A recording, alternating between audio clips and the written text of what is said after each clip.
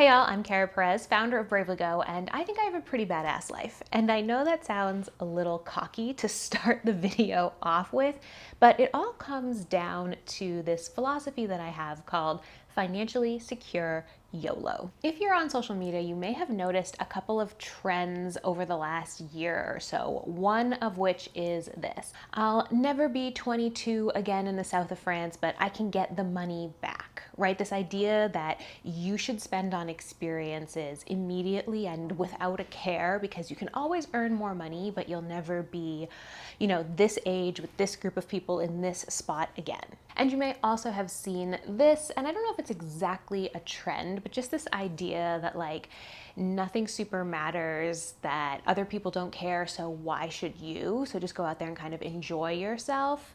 And I think both of these trends have a little bit of merit, but in general are kind of nonsense. First of all, you can have fun past the age of 25. And second of all, a lot of things in life do matter, and a lot of people in the world do care about being good people or doing the right thing, or about building a world and a community that is fair and just for all. Hit the like button if you agree with me on that. Financially secure YOLO is the lifestyle philosophy that I live by, that I think allows me to enjoy my present day while also planning for a badass future. So what is financially secure YOLO? Before I explain, I do want to take a second here and just ask that if you like our content here on YouTube or on Instagram or on TikTok or anywhere on the internet, that you become a patron. Our patrons help support our small all-women media company, and I don't think I need to tell y'all that right now is a bloodbath for media companies out there. So everyone who becomes a patron helps keep us alive, helps keeps the content flowing, and I like to think that you get amazing benefits for becoming a patron, like discounts to our digital events, an AMA with me, and exclusive content. So again, if you like us, if you want to support us, the best way you can do that is by becoming a patron at the link in the description. Now, as longtime viewers, longtime followers will know, I come from a low income background. I was raised in a single parent household by a single mom. I have 2 siblings. I grew up in a very high cost of living area in a very low income household.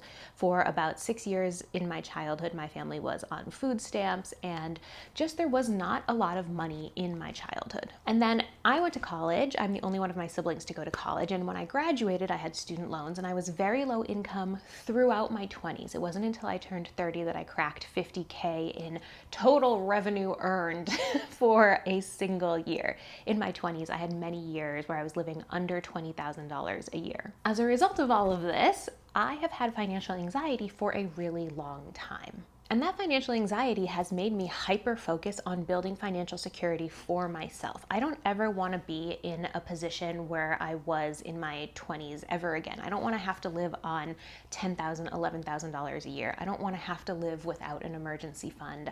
I don't want to have to go without health insurance, which I did for 6 months in my 20s. But at the same time, I also enjoy a good time, and I strongly believe in the joy of the now and in the power of the now. I think it is important to take advantage of opportunities that you might have in your 20s that you won't have in your 30s, or things in your 30s that seem possible that won't seem possible later on. And when I was in my 20s, I was aware of the fact that I was living a particular type of lifestyle that I would never have again. I lived in Austin, Texas with several of my very good friends. We all lived in a house together. We frequently had house parties. We would frequently stay up watching The Sopranos, and we just lived a very particular lifestyle that now, I live with my partner, it's just the 2 of us, we've moved away from all of those friends. That kind of lifestyle will probably never be a reality for me again. And so I found myself kind of struggling with wanting to balance my deep desire for financial security with my also deep desire to want to enjoy my present life. And I came up with this philosophy called financially secure YOLO. Financially secure YOLO is an approach to your financial planning and your living that takes your life 1 year at a time. In the first half of the year, you are going to front load your financial goals. And in the second half of the year, you are going to let it ride with your spending and your lifestyle goals. So as an example, for me, that has meant for the last 8-9 years of my life, I have taken between January and April to max out my IRA every single year. I also try and take between January and June to save for travel that I will do later on in the year. And by front loading these goals, what I mean is between January and June, I'm not really taking very many trips. I'm not really going out to eat a lot. I'm living kind of a low key, very low spend lifestyle in the early part of the year so that I can hit that IRA max by April and I can have all the money that I need by June that I will then spend in July, August, September, etc.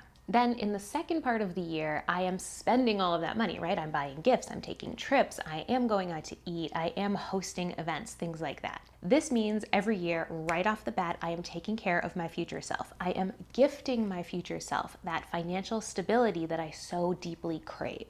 And then later in the year, I do my YOLOing. And since I've already hit my main financial goals for the year, there's no second guessing myself. There's no like, oh, can I afford this? Oh, should I really be doing this? I don't feel guilty about my spending in the second half of the year because I have already done my primary financial goals for the year. Now, this particular approach to money and to life planning really works for me for a couple of reasons.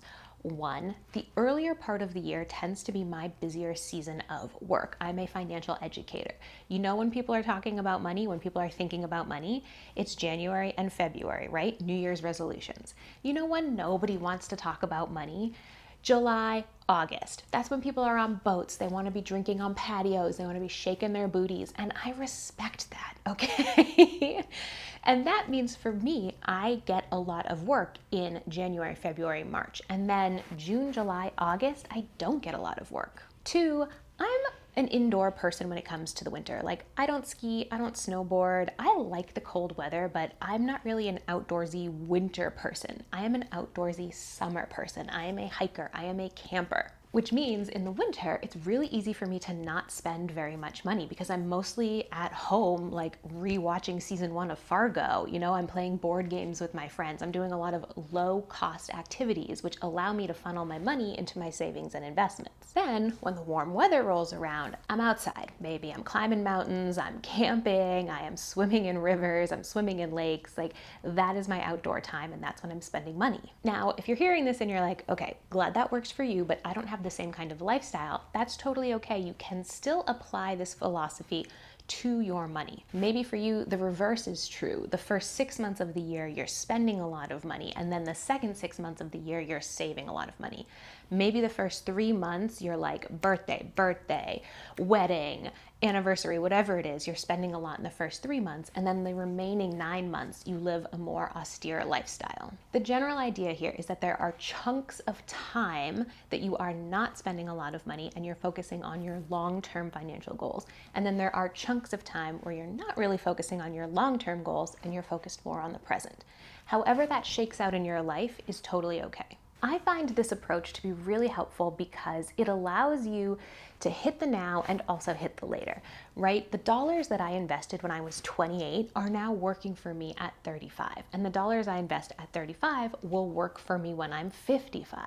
And Financially Secure YOLO allows me to ensure that every single year I have a period of time where I am focusing on those long-term goals. So that's Financially Secure YOLO. I want to take a second here and talk about why I think regular YOLO, as popularized by Drake, kinda sucks. First of all, the idea that life ends at 25 is really dark and also inaccurate. Often a lot of things that people talk about, especially on social media, as things that you can only do in your 20s and oftentimes your early 20s, are things that you can do for the rest of your life if they are deeply held values. Like travel comes up a lot, you know, like I have to go to Italy when I'm 25. I have to visit Thailand before I'm 28. These ideas that there are certain types of trips that you can only take at certain times in your life are really deeply embedded in a lot of the social media conversations that I see happening. And it's simply not true. Like, Italy's not going anywhere. You can go to Italy at 50, at 60. You can get a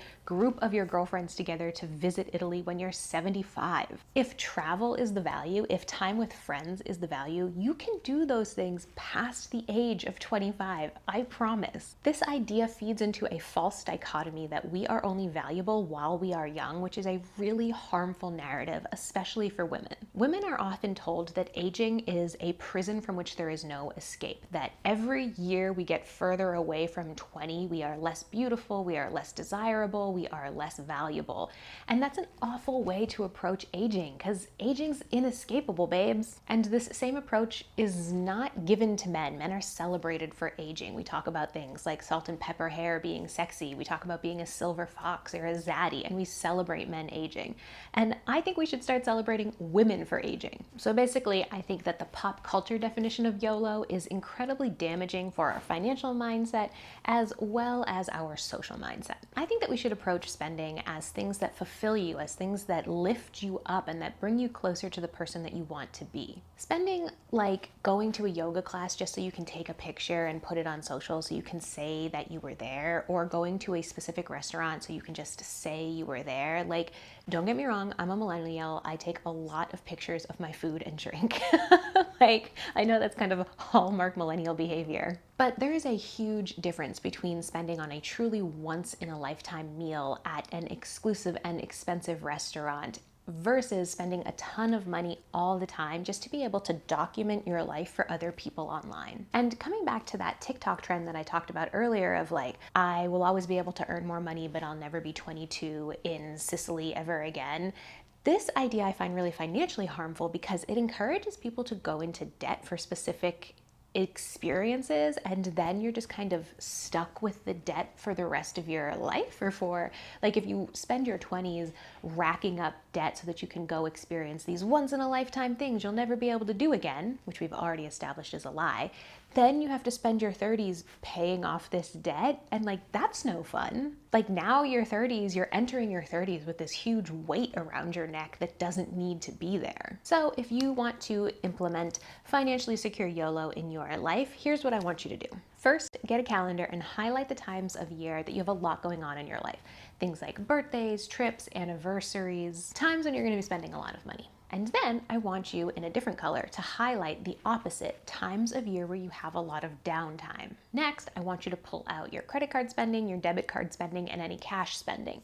And if you don't already have this information, you can grab our values-based budget workbook. In the description, it has a 30-day spending tracker as well as a budget spreadsheet and an 8-chapter workbook that's going to walk you through identifying your spending habits, and it'll give you all this information. And with that information about what you're spending on and when you're spending, you can then put together your financially secure YOLO timeline. How much can you save during your downtimes? What is your income and how much can you save? What are the financial goals you're working towards in those downtimes? Are you saving for retirement? Are you saving for a trip? Are you trying to build money for your mom and dad's retirement? Like, get really specific about what you want to use your downtime savings for. As an example, again, I always prioritize my IRA. I am really concerned about my retirement income, and so I want to make sure that I am putting money away when I'm 35 for 65-year-old me.